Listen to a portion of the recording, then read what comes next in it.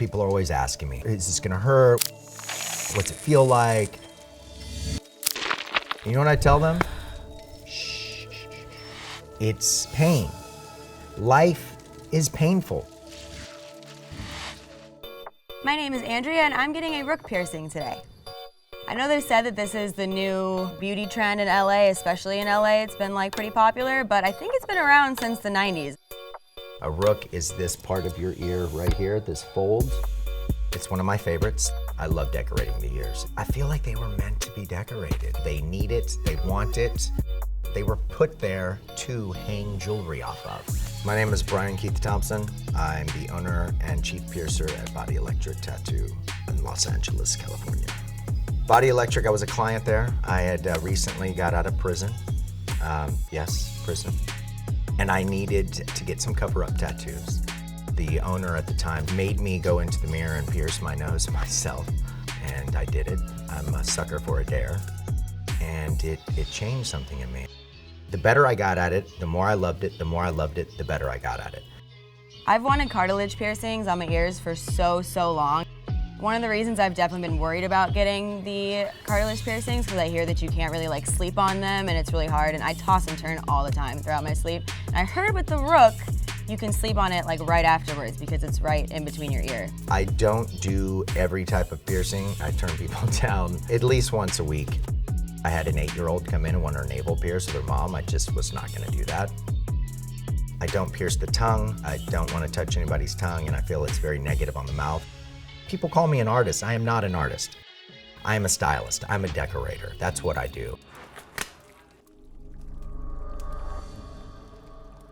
I mentally prepare for getting piercings done by just kind of pretending like it's not gonna happen until the needle's right next to me.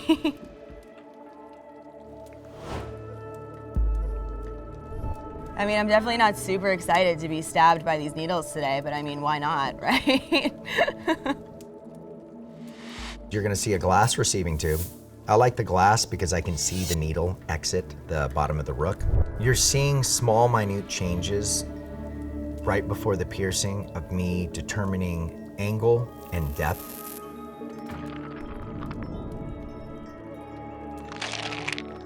When I execute, I apply pressure to the needle. It pierces through the part of the ear. I maintain constant pressure and fluid movements as I'm piercing to limit trauma and pain to the client.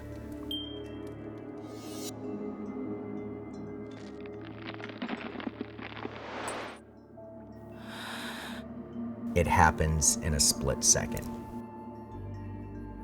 Voila, a freshly pierced rook.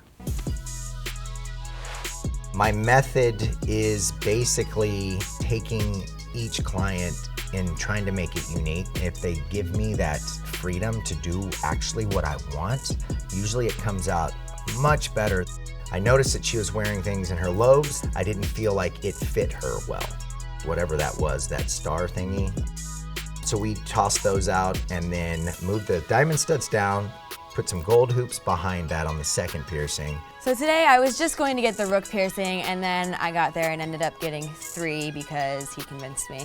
Andrea let me perform the Constellation piercing. What a Constellation piercing is a multitude of piercings sporadic on your ear with no rhyme or reason why they should be there. I've gotten a lot of attention for it, but it's just something I've embraced. If you're getting multiple piercings, know that the first one's gonna hurt less than the second one. Second one's gonna hurt more. Third one's gonna hurt more. That one hurt more, you lied. So the more you hurt yourself, the more your body sends that pain to your brain to get you to what? Stop hurting yourself. I did a 2.5 mil disc in her conch.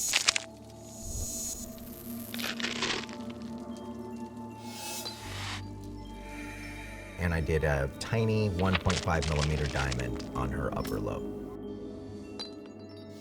My initial reaction was that it looked badass, to be totally honest.